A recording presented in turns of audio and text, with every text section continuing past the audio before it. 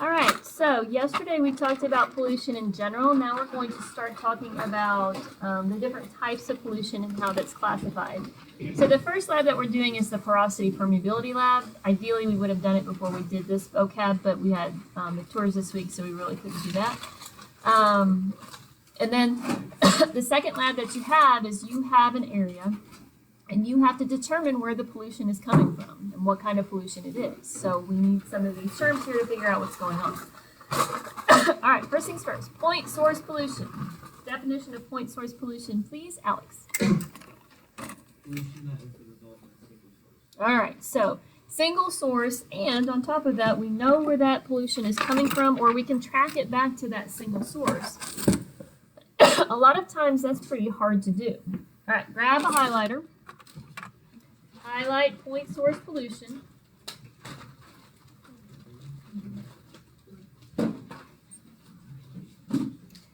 And we're going to give ourselves an example of point source pollution on our little diagram, the Walker-Corey master map. So go ahead and grab that.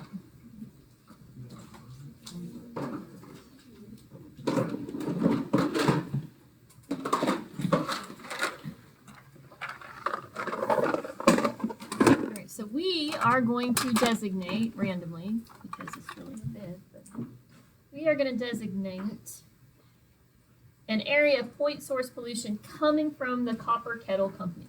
So the map that we're doing today has nothing to do with the one that we're actually doing in the lab. It just happens to be the same map, the same area, because it makes sense to use something that we're familiar with. But eventually we're going to find out that the Walker-Corey Lake is contaminated. So let's say that after you do that lab, you find out that the Copper Kettle Company has a discharge pipe into that lake. Discharge pipe.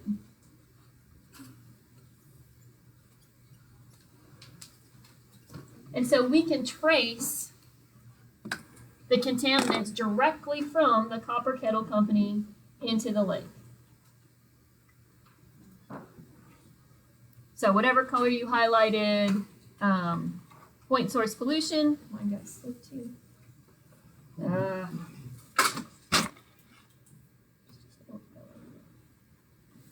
Whatever color you highlighted point source pollution, use that same color highlight to indicate point source pollution that's coming from the Copper Kettle Lake. So you find the contaminant that's in the lake.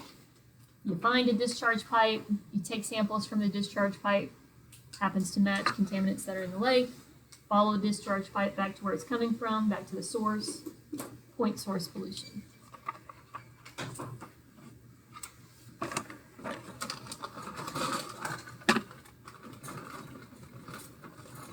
All right, next, non-point source pollution. Blake, would you read that one, please? Pollution that comes from many different sources, runoff pollution. This type of pollution can be difficult to identify the source. So you might have several different areas that have the same contaminant, and maybe one of these places is taking care of their pollutants and breaking it down and neutralizing it appropriately, and the other ones have a dump site that's not being taken care of, and so whenever you've got torrential rains, you've got runoff, and it's dumping it into the lake. All right, give yourself a different color highlighter for non-point source pollution.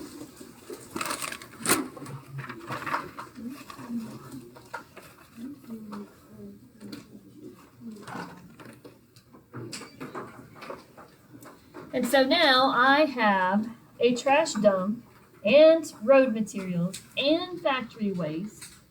And then I've got this stormwater runoff that ends up tracking across the entire area and dumping into the lake. So now I don't know for sure where the contaminants are coming from. So I've got a trash dump. There's contaminants from road materials.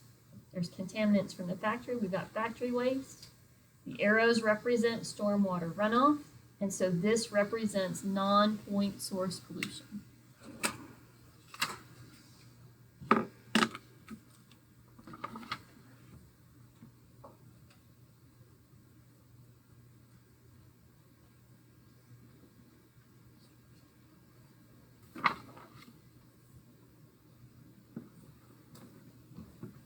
What does that say?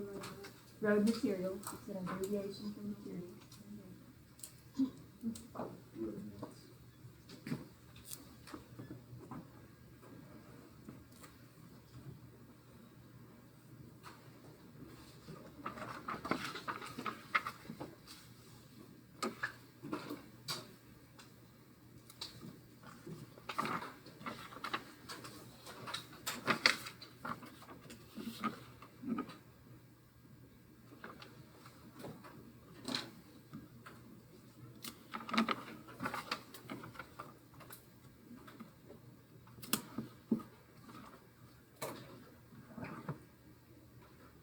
So these both go with point source pollution, non-point source pollution.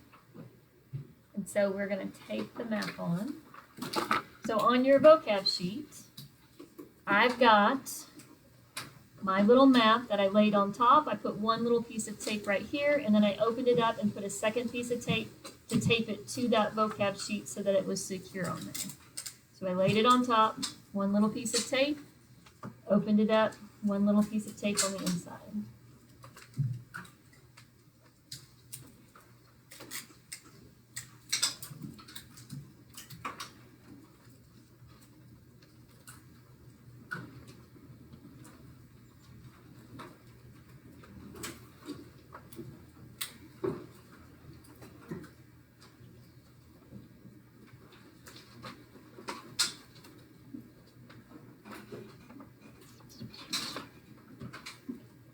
Yep, and put one little piece of tape on this side, then we'll get on there.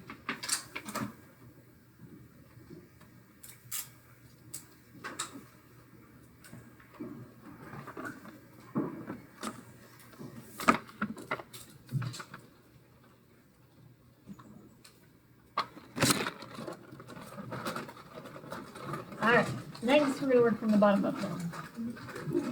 Biomagnification. Read for us the definition of biomagnification, please, Seneca. The accumulation of factors that successive levels of attention. Alright, so now we've got our picture like this. So this is a great diagram so far, but we're going to add a little bit to it. First diagram is water. Let's say that a dot represents a molecule of the pollutant. Got lots of water, so my pollutants can be spread out quite a bit.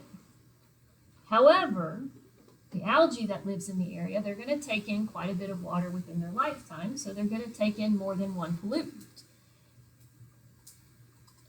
The little critters that eat the algae are going to eat more than one little algae, so they're going to take in more pollutants over their lifetime. The insects that eat the algae then need to eat multiple, because remember our food pyramid, there's only 9% that it gets transferred, or there's only 10%, 90% gets lost. There's only 10% of the energy that gets transferred. And so they have to eat a lot more of the insects that are already holding on to that pollutant. Some pollutants don't stay within the body of the living things, but some do, and mercury is one example of a pollutant that stays within the body. And so these critters aren't affected by it because it's still relatively low levels.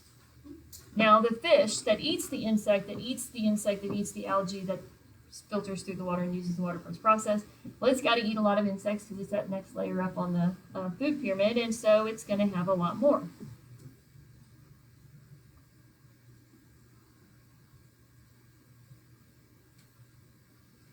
And the fish eat those fish, and so now the pollutants are magnified.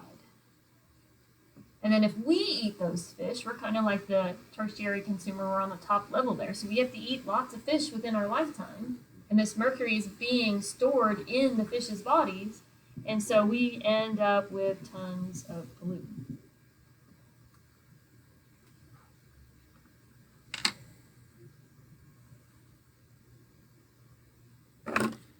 The mercury levels, the pollutant levels are being magnified with each trophic level of that food chain. Alright, get you a third different color highlighter. Highlight biomagnification.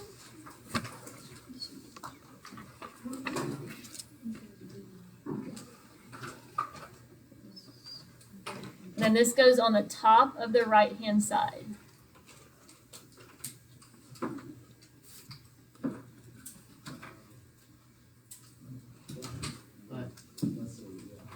Oh, did you put the vocab on the right? We'll put it on the other side. Okay. On mine, No, vocab. the higher, top left of the right page.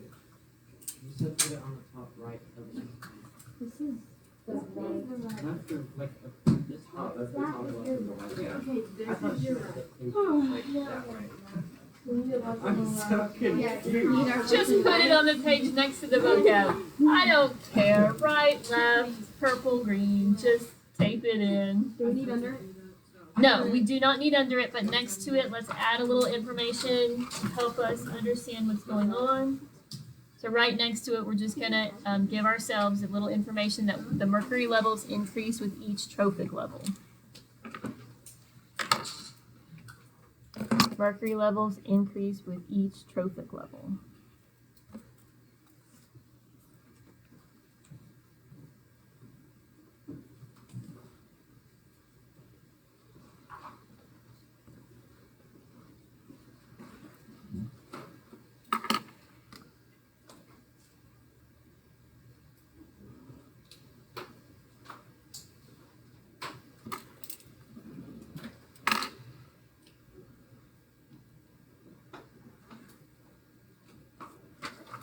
Alrighty. Next,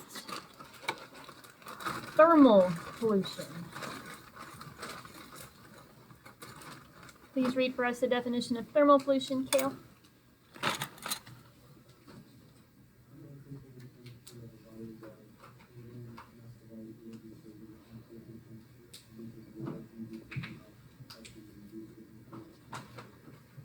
So there's a lot of factories that are like, hey, we're not putting any chemicals into this retaining pond, into this pond right here.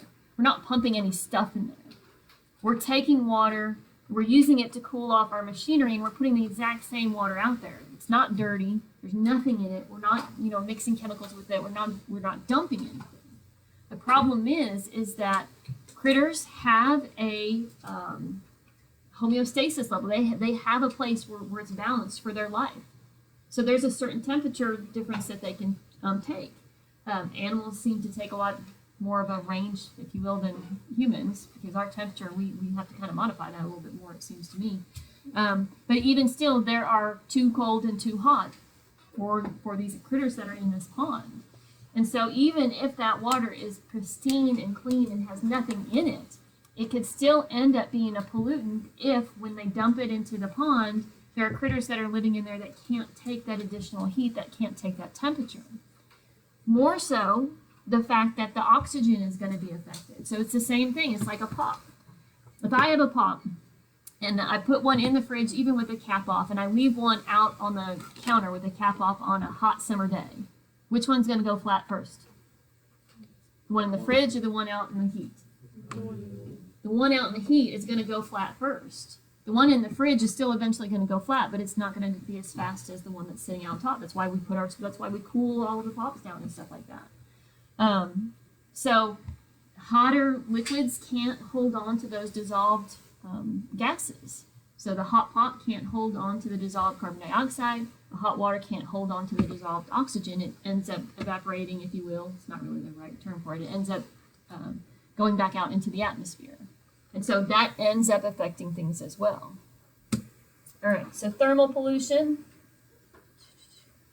We do have a little bit of information that we're putting underneath here because it's specific.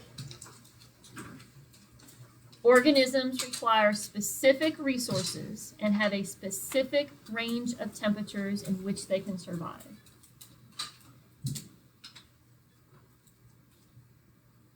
Organisms require specific resources and have a specific range of temperatures in which they can survive.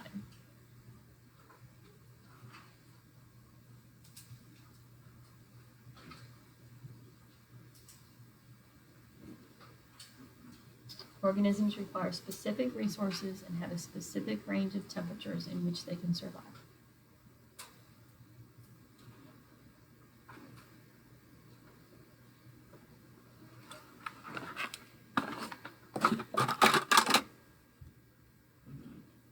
Organisms require specific resources and have a specific range of temperatures in which they can survive.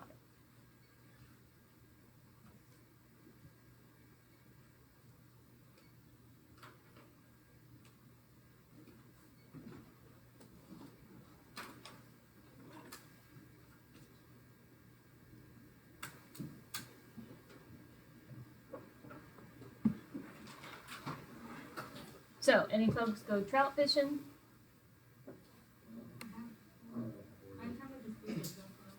Oh yeah, they're kind of known for that. Salmon and trout, yeah, okay. For the fish is the, what, Oh, right. And so they don't put those. I mean, you can't go out to Dow Lake or Hartshorn Lake or Sardis Lake or something like that to get trout, right? Right. You go into Wilburton, you need that nice, cool stream that they have running through there in order to get trout, right? Because they have a specific specific. Is that what I said? They have specific temperature range that they survive in. So you go out to Sardis Lake, even in the hottest of summertime, you can probably still catch bass, catfish for sure. I think you can always catch catfish, can't you? I don't know about crappie. Is crappie temperature like, that's pretty much all year long, isn't it? Okay, so you can pretty much go whenever and catch those kind. But trout, you want, usually isn't trout season early spring? Is that when you went? Early spring when it's cooler out? yeah. All right, so they have a specific temperature range that's best for them. So rainbow trout are extremely sensitive to temperature changes. So if you're sensitive to temperature changes, your choices are adapt, migrate, or die. Lovely, right? Adaptation is obviously the great because then you can stay where you're at. The problem is adaptation takes a while. It takes generations to do that. Migrate is nice, but if you don't have bodies of water that connect to each other, how are you going to get from one place to another? So in some situations, it just dies off.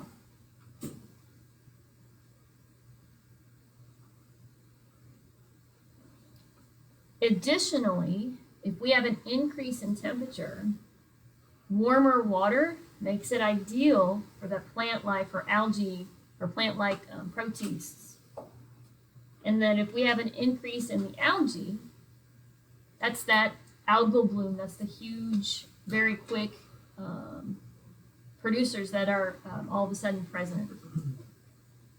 And that can lead to eutrophication. Rainbow trout are extremely sensitive to temperature changes, so their choices are adapt, migrate, or die. I choose to die. Adaptation takes a while, it takes several generations at least. Migration, you have to have a path, you have to be able to migrate.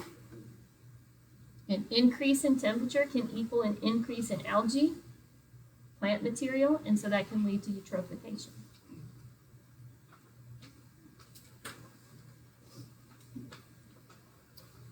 All right, what is that, our fourth different color highlighter?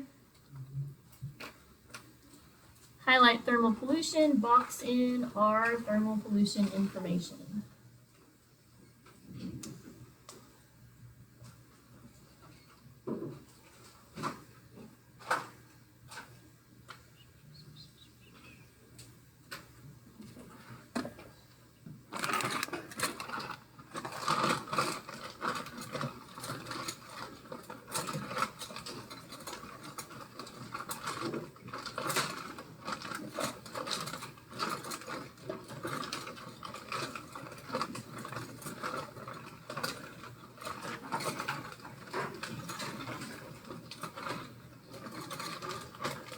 All right, last vocab term for today, artificial eutrophication. Can you read for us that definition, please? Rachel. An unnatural overabundance of nutrients within an aquatic ecosystem from fertilizer or sewage runoff dissipates in algae. An algal. Algal bloom. When the algae die, decomposers use up the oxygen to break down the algae. Other aquatic organisms suffocate because of water's oxygen depleted. All right, so the first time we saw it, it was natural, and it does happen naturally. This time it's artificial. So artificial usually it usually leads back to humans. So at the very bottom, you have two Post-it notes, and you might recognize these two chemicals, these two substances. We touched on it on that Kahoot the other day. Phosphates, phosphorus, nitrates.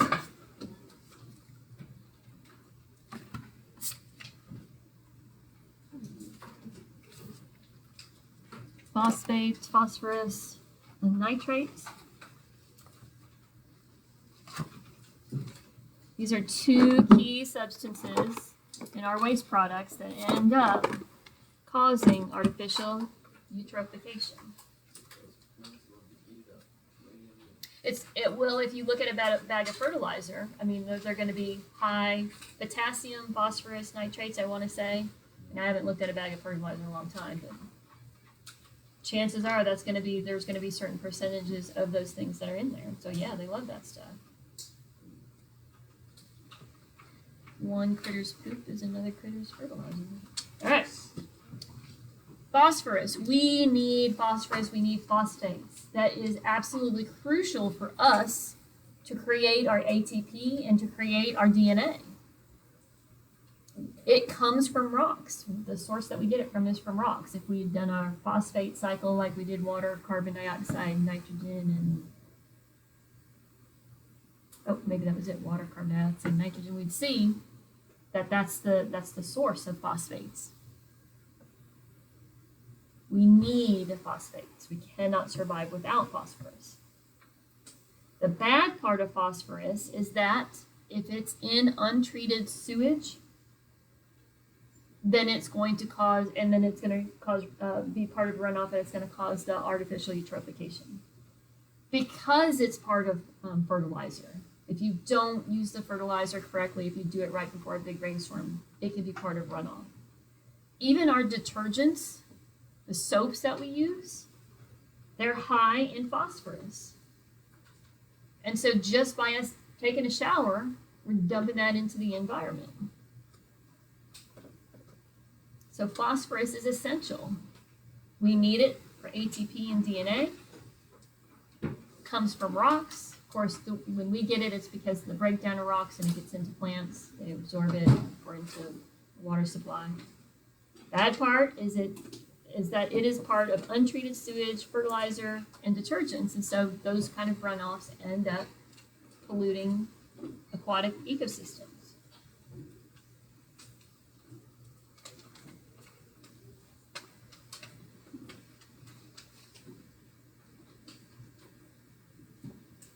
All right, nitrates. Nitrates are essential. We need nitrates. They're used by the body to dilate blood vessels and to help us regulate our blood pressure, especially lower our blood pressure, because your blood pressure is regulated throughout the day. And that's just one example. The bad part is, once again, it becomes part of fertilizer runoff and untreated waste, sewage in the septic system. If it's not treated correctly, it becomes part of the problem.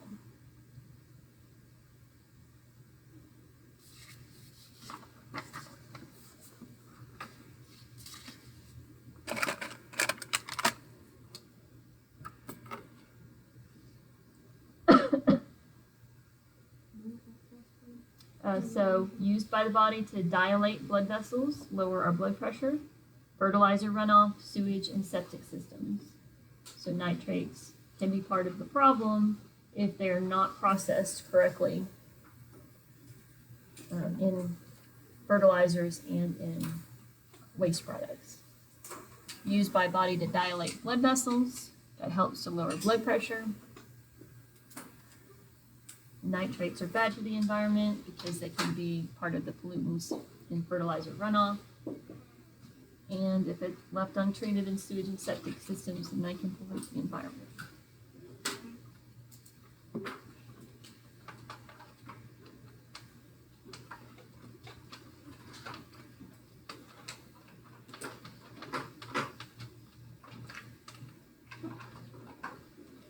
All right. that's all I have for you today. So sorry that we're ending early. I know that you just want to go through the, I know. Wipe those tears. Yeah, so that would be what, your 5th different color highlighter? So you highlight artificial eutrophication, and that's what that should be highlighted. So mine was supposed to be blue, but I can't handle that apparently.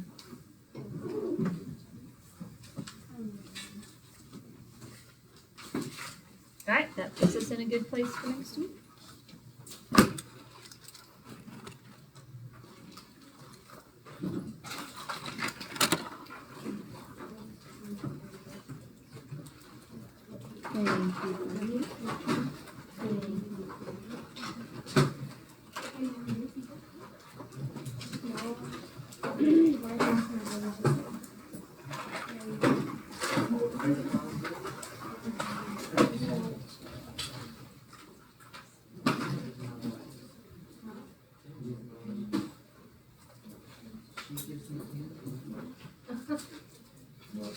You not didn't?